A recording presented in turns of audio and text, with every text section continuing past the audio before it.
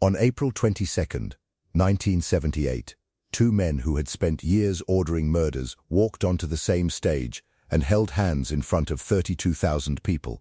Not because they had forgiven each other, not because the killing had stopped, but because a reggae singer refused to finish his song until they did. Nobody in that stadium, not the politicians, not the gunmen watching from the wings, not the journalists furiously scribbling in the dark, could explain what they had just witnessed. And here is the detail that almost no one mentions when they tell this story. Both men were dead within 2 years. Keep that in your mind. We will come back to it. Jamaica in 1972 was 10 years free from British colonial rule and already fracturing along lines that independence had not healed. The People's National Party, under Michael Manley, and the Jamaica Labour Party, under Edward Seaga, had divided the island, not just politically, but geographically. In Kingston's inner-city neighbourhoods, garrison communities had been constructed around party loyalty. Your bloc determined your politics. Your politics could determine whether you lived or died. By the mid-1970s, political violence between armed partisan gangs had turned sections of Kingston into occupied territory, and the Jamaican government had declared a state of emergency in 1976, following an election so violent it entered the historical record as one of the most dangerous in Caribbean history. And yet, from inside that exact pressure, the most influential music movement the Caribbean has ever produced was being born. This is where most documentaries make their first mistake. They reach immediately for Bob Marley. He becomes the shorthand, the summary, the beginning and end of the story. But Roots Reggae was not a man. It was a movement, and it was generated by the same forces that were tearing the island apart. The Rastafarian faith, which had been growing in Jamaica's poorest communities since the 1930s, provided the theological architecture.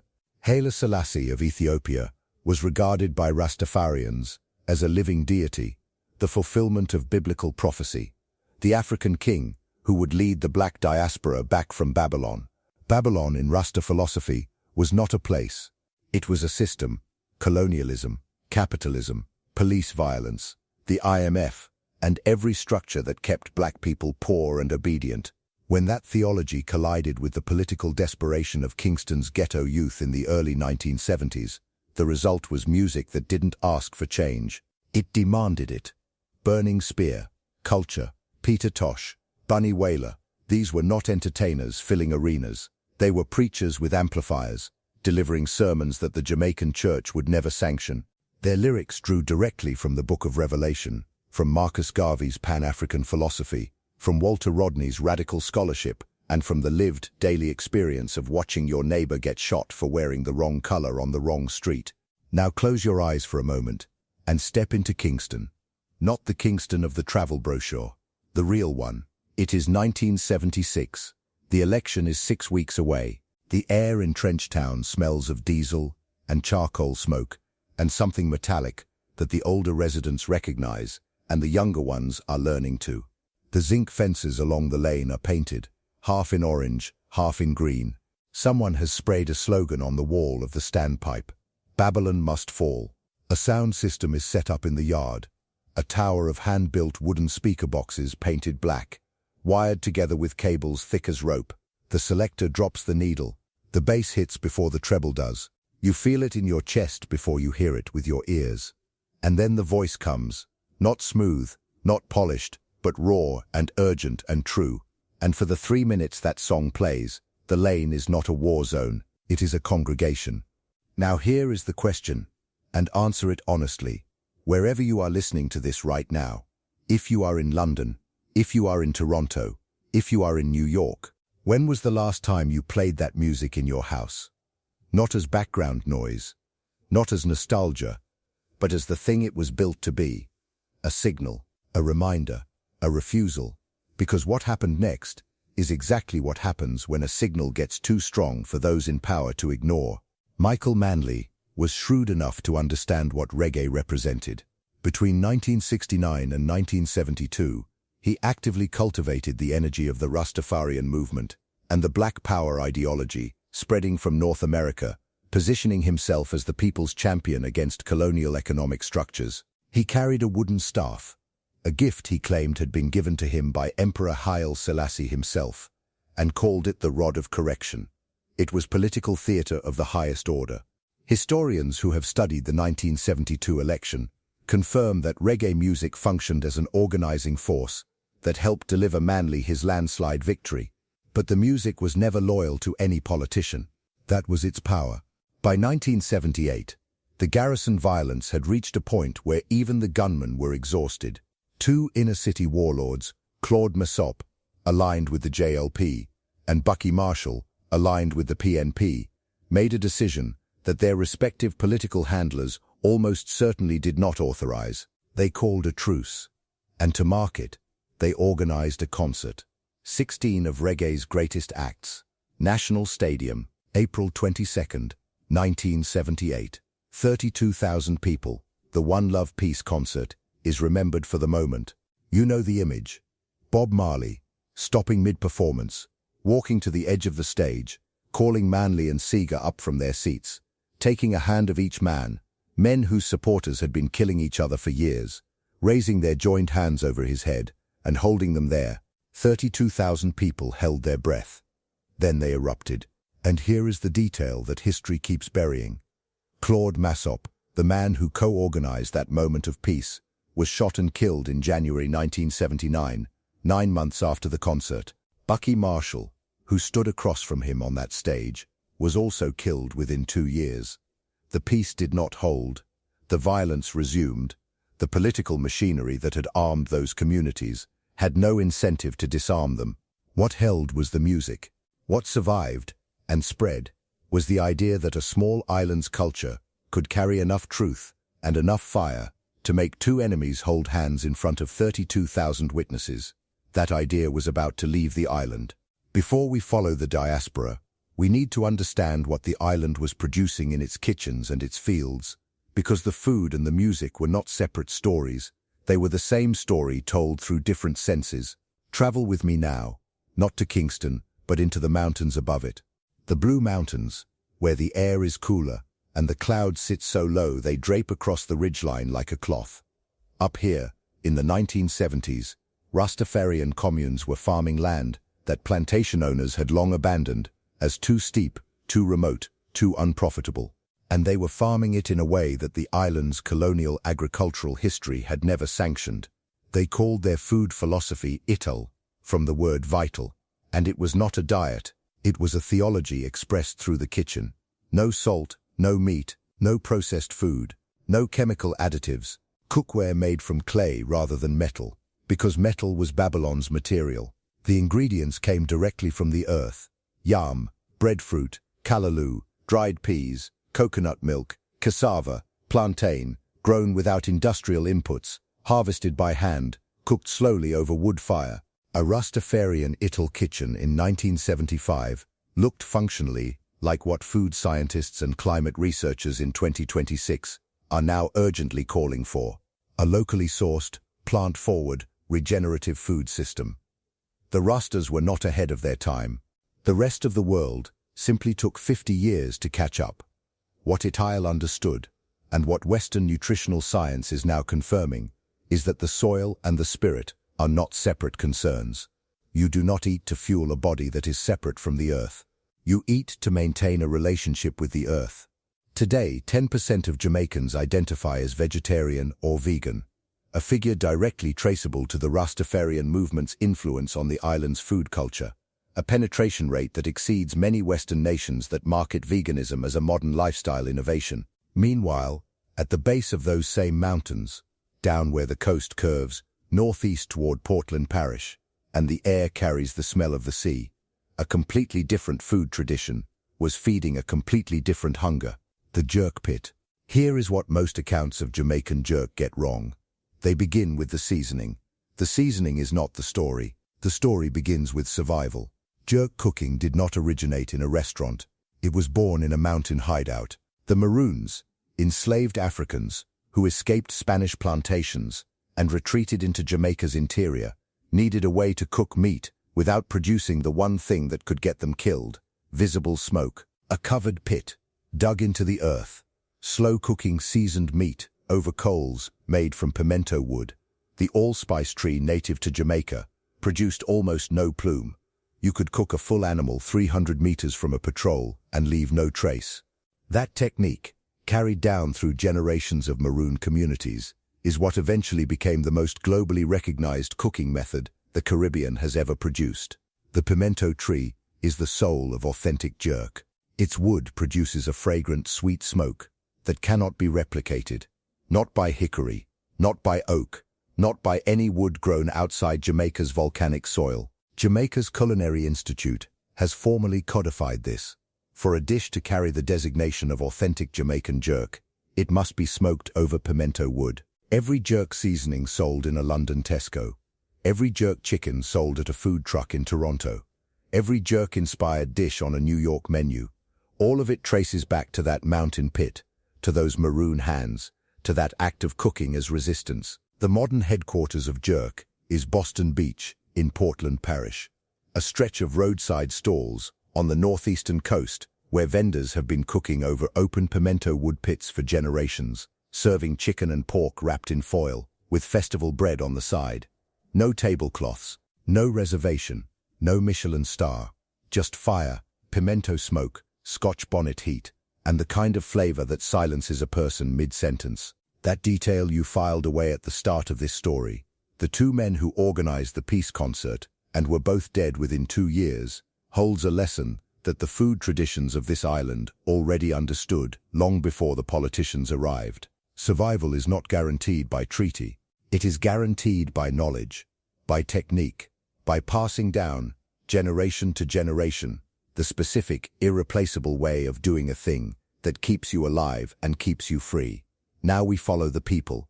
From the late 1940s onward, Jamaicans began leaving, not because they wanted to, but because the economy of the island, shaped by centuries of colonial extraction and post-independence, structural adjustment, could not hold everyone. The first wave went to Britain as part of the Windrush generation, responding to active recruitment by the British government, which needed labor to rebuild a nation destroyed by war. They staffed the NHS, they drove the buses, they laid the rail lines. They were told, explicitly, that they were British subjects coming home to the motherland, and they arrived to find signs in the windows of boarding houses that read, "No Irish, no blacks, no dogs." They stayed anyway, and they built. In London's Brixton and Notting Hill, in Birmingham and Bristol, Jamaican communities constructed the infrastructure of cultural survival, community centres, sound systems, churches, food shops. They held back-to-back parties, blues parties in their front rooms, charging a shilling at the door, playing ska and rocksteady, and then reggae, until the neighbours called the police, and the police came and found 100 people refusing to go home. By the 1970s, Jamaican music was seeping into British youth culture at every level, influencing punk rock, feeding the two-tone movement, and laying the foundation for what would eventually become grime, UK garage and Afrobeats as a British phenomenon. In Toronto, a neighbourhood on Eglinton Avenue West became known as Little Jamaica, a concentrated enclave of Jamaican Canadian life, where patty shops, sound system venues, barbershops, and community organizations preserved and evolved the culture across generations. The Caribbean-descended population of Toronto now represents 12% of the city's total population.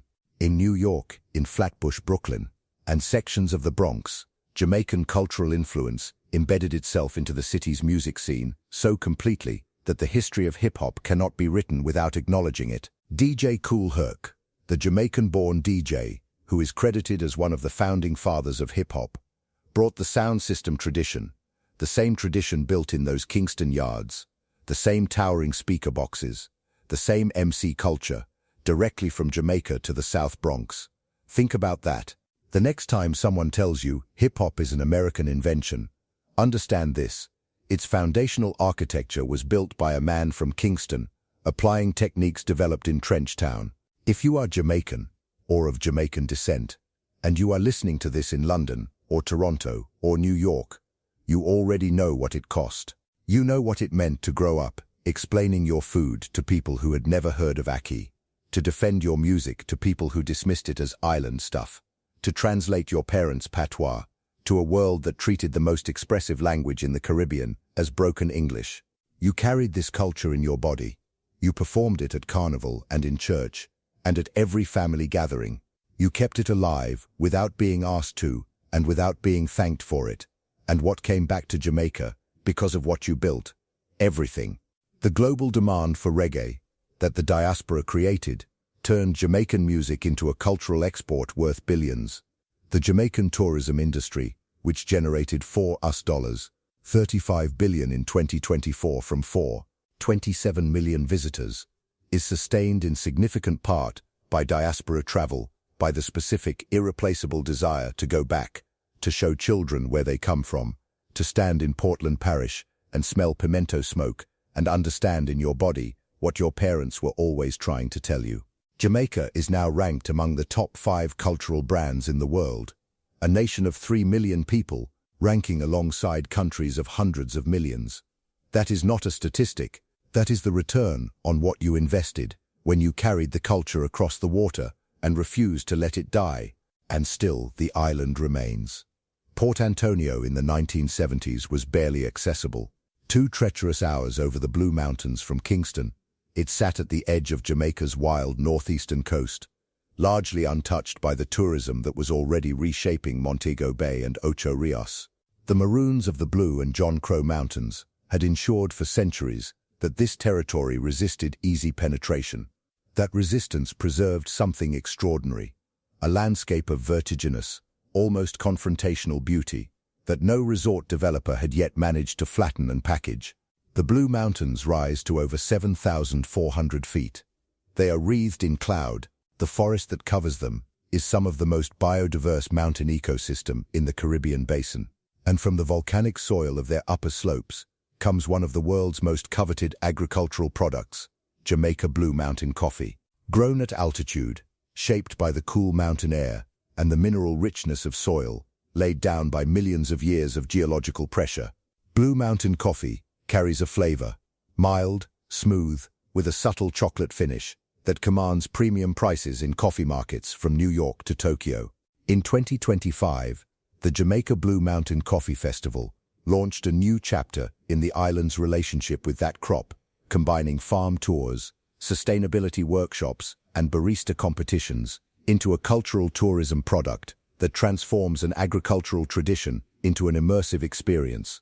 Climate researchers working with Blue Mountain farmers in 2026 are calling for a transition to bird-friendly, shade-grown, community-centered farming practices to protect the ecosystem against the increasingly destabilizing effects of climate change. The language they are using, regenerative, community-rooted, locally sustained, is once again the language the Ital farmers in those same mountains were already speaking 50 years ago.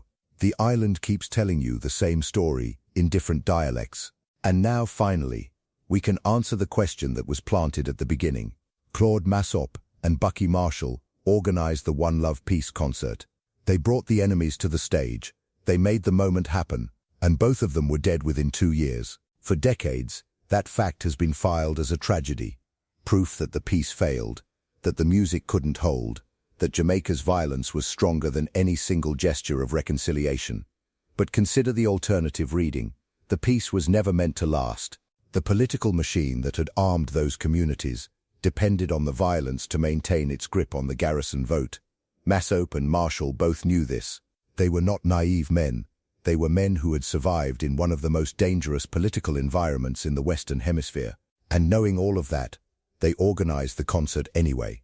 They forced the moment anyway. They made the 2 most powerful politicians in Jamaica hold hands in front of 32,000 witnesses anyway, creating an image so indelible that 48 years later, it is still being discussed on stages, in universities, in documentaries, and in audiobooks produced on the other side of the world.